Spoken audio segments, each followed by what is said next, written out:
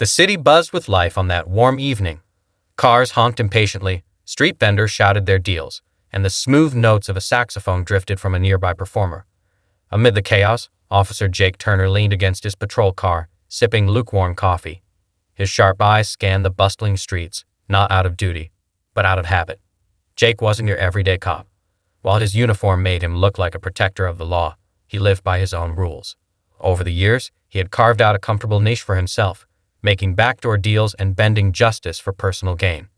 Most people in the neighborhood avoided him. They knew better than to get on his bad side. But that night, Jake's world started to shift. Across the street, Sarah Collins moved through the crowd with quiet determination. She was young, sharp, and relentless, a rising star in the DEA. For months, Sarah had been working undercover to bring down a powerful drug syndicate. Her investigation had led her to uncover a shocking truth. Jake, the officer the community trusted, was on the syndicate's payroll. Jake, however, had no idea. As far as he was concerned, he was untouchable. He had played this game for years, outsmarting anyone who tried to get too close. But Sarah wasn't like the others. She had a plan, and she wasn't about to let Jake slip away. Unseen by Jake, Sarah stopped a few feet away, blending into the crowd. Her gaze locked on him for just a moment, and then she smiled, a smile that wasn't friendly but calculating. That night, Jake's carefully built world would begin to crumble piece by piece. He just didn't know it yet. Jake Turner's early life shaped him in ways he never expected. Growing up in a tough neighborhood, he learned quickly that power was the key to survival. His dad, a factory worker, was always tired, always angry, and never had enough. His mom did what she could, but life was hard, and money was scarce. Watching his parents struggle, Jake promised himself he would never live like they did. When he became a cop, it felt like he'd made it. At first, the uniform gave him a sense of pride. He thought he could change things, make a real difference. But as the years went by, reality hit hard. He saw how good cops didn't always get ahead. Promotions went to the ones with the right connections, not the right skills. The bills kept piling up, and Jake realized that just working hard wasn't enough. He wanted more money, more respect, more power. That's when things started to shift. It began small, looking the other way on a minor deal or accepting a favor in exchange for turning a blind eye. But soon it snowballed. Jake was protecting dangerous people, using his badge to shield them in exchange for cash. On the outside, his life looked perfect. Nice car, fancy clothes. But on the inside, he knew he was lost. He had crossed a line, and there was no going back. Jake wasn't proud of what he had become, but he convinced himself it was the only way to get ahead. He didn't want to struggle like his parents had. Yet, despite the money and the status, something was missing. He was alone, drowning in guilt, and wondering how much longer he could keep his secret hidden. Then came Sarah Collins. She was different. Growing up, Sarah watched her father battle addiction, and it destroyed her family. Seeing the damage that drugs and crime did to people's lives, Sarah vowed to do something about it. That's why she became a DEA agent. Sarah wasn't in it for the paycheck. She believed in justice and doing what was right. But her work was far from easy. Undercover operations meant pretending to be someone she wasn't, and it took a toll. She missed her family and the life she once knew, but she stayed focused on her mission, to take down the drug syndicate she was tracking. Sarah had a feeling there was someone on the inside helping the criminals. She didn't know who yet, but she was closing in. What she didn't know was that Jake's life was about to collide with hers, and that both of their worlds would change forever. It was a cold, rainy evening when Jake Turner's routine patrol took an unexpected turn. He was cruising down a quiet street when he saw something that made him slam on the brakes. A young boy, no older than 10, was sitting on the wet sidewalk, drenched from the rain. He was holding a small dog close, trying to keep it safe from the downpour. Jake rolled down the window of his squad car. "Hey, kid, what are you doing out here?" he asked, his voice gruff. But something in his gut told him this wasn't just another call. The boy looked up, eyes wide with fear. His face was pale, and he seemed smaller in the rain-soaked night. I ran away," he stammered. "My stepdad hurt me. He was gonna hurt Max too." He pointed to the trembling dog in his arms. Jake's heart twisted.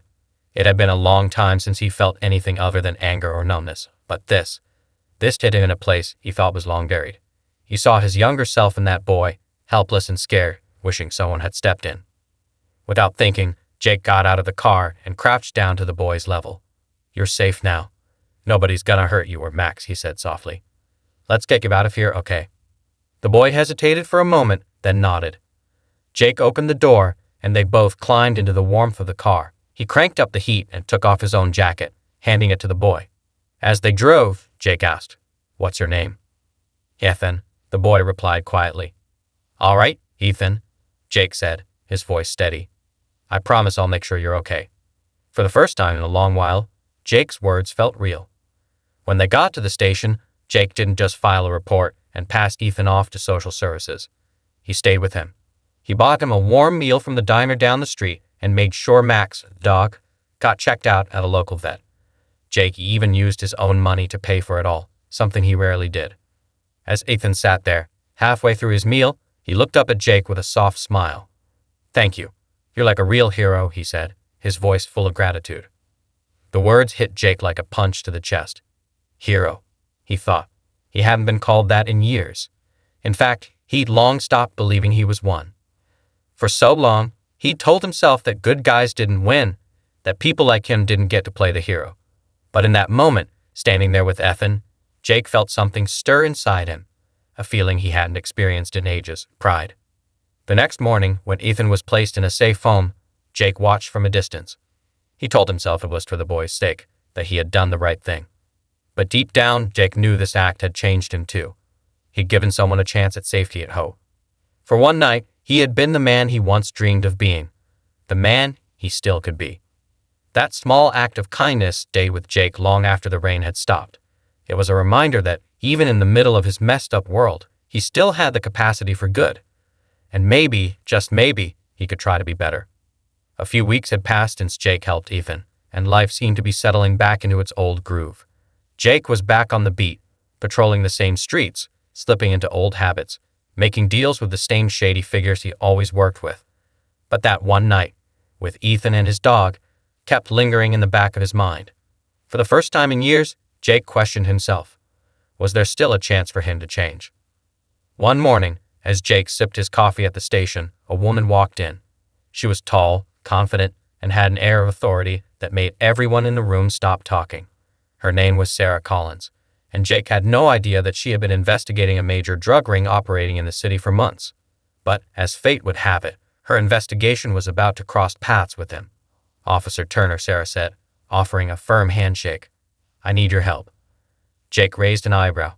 "Help with what?" Sarah explained that a local drug gang was smuggling narcotics into the city, and they needed inside information to take them down. What Jake didn't know was that Sarah had been digging into his past.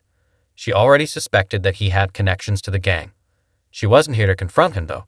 No, Sarah had a bigger plan. She wanted to see if Jake would help her, to test how far he would go to protect his ties or if there was any chance he might choose the right side. The conversation seemed casual, but Jake felt a sense of unease creeping in. "Why me?" he asked, narrowing his eyes. He knew he wasn't exactly known for being a model cop. Sarah's smile never wavered. "You've been in this district for years," she said smoothly. "You know the people, the streets. You're exactly the kind of cop we need on this." Jake nodded, playing along, but inside, red flags were flying. Did she already know something? Was she testing him? That night, Jake sat alone in his car, replaying the conversation in his mind. His thoughts drifted back to Ethan and the moment he helped him. For the first time, Jake felt the weight of his past choices. For years, he had told himself that what he did didn't hurt anyone. But now, with Sarah on his trail, the truth began to seep through. What if the people he protected were the ones who had hurt someone like Ethan? What if his actions had made the world worse, not better? Just as Jake was about to drive away, his phone buzzed. It was a message from one of his contacts. "We've got a problem. DEA is on to us. Handle it." Jake froze. His heart pounded in his chest. The walls were closing in. He was stuck between two worlds. The one where he had power and control, and the one where he could finally do the right thing. The message was clear. The people he'd been working with were now panicking, and Sarah was getting closer. Jake's next move would decide everything. Would he continue to cover his tracks and protect his shady dealings? Or would he walk away from everything and choose the path of redemption? For the first time in years, Jake didn't know what to do. The next morning, something inside Jake clicked. It was a feeling he hadn't had in a long time, the need to do the right thing. He didn't know what would come next, but he knew he couldn't keep pretending anymore, so he called Sarah. "I need to talk," Jake said when she answered. His voice was steady, but there was a weight to it, a weight of everything he had been carrying. They met at a quiet cafe, where Jake didn't hold anything back. He told Sarah everything: the bribes, the deals, the people he'd been protecting. He even gave her the names, the locations, and every detail of the gang's operations. It was a big risk, but it was his only way to make things right. Sarah listened closely, her sharp eyes never leaving him. She didn't fully trust him yet, but there was something in his eyes that made her think this wasn't just another attempt at saving face. "Why are you doing this?" she asked, her voice careful. Jake paused before answering. "Because I don't want to be the man I've become. I want to fix things. For Ethan, for others like him." Over the following weeks, Jake worked with Sarah behind the scenes. Together, they built a case so airtight that the gang fell apart in one major sweep. The bust was a huge success, but it didn't erase Jake's past. What it did was give him a chance to make up for his mistakes. After the arrests, Jake stood in Sarah's office, his mind spinning. She looked at him, her expression softer now. "You're not off the hook," she said. "You'll face consequences. But you've saved lives, and that matters." Jake didn't flinch. "I'll take whatever comes. I just want to do the right thing." Months later, Jake stood in a courtroom, facing the judgment he knew he deserved.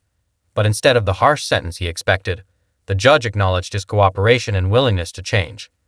Jake was given community service and mandatory counseling, a second chance he promised to make the most of. During his time serving the community, Jake found himself back in Ethan's neighborhood, working at the local shelter and helping kids and families who needed it most. One day, while walking through the park with Max, Ethan's dog, who Jake had adopted, he spotted Ethan playing with a group of other kids. When Ethan saw him, his face lit up. "Officer Jake," Ethan shouted, running over. Jake smiled, kneeling down. "Just Jake now. How are you, buddy?" "I'm good," Ethan grinned. Max looked happy. Jake reached down to pet the dog and looked up at Ethan. "Sub you, kid. Sub you." For the first time in years, Jake felt peace. His past wasn't gone, but he was on a path that felt right, one where he could make a real difference. The man who had once thought he was beyond redemption had found a way to change his life. It was proof that even the smallest acts of kindness could turn things around, even for someone like Jake. Jake's journey shows us that it's never too late to turn things around, no matter how deep we've fallen. A single act of kindness can create a chain reaction, touching lives in ways we might never expect, even our own. Jake's choice to help Ethan, despite his past, changed his life. That moment of reaching out, offering help, and doing the right thing proved that transformation is possible for anyone. Have you ever had a moment where a small action you took made a big difference? It might be something as simple as helping a neighbor, offering support to a friend, or just giving a kind word when someone needed it most. Sometimes, those small moments matter more than we realize. What would you do if you had the chance to change someone's life for the better? Think about it. Your actions, however small, could make a world of difference. We'd love to hear your stories. Drop a comment below and share how kindness has impacted you or someone you know. If Jake's story inspired you, hit the like button, subscribe to our channel, and share this video with someone who might need a little encouragement today. Let's keep the ripple of kindness going. Together, we can make the world a better place,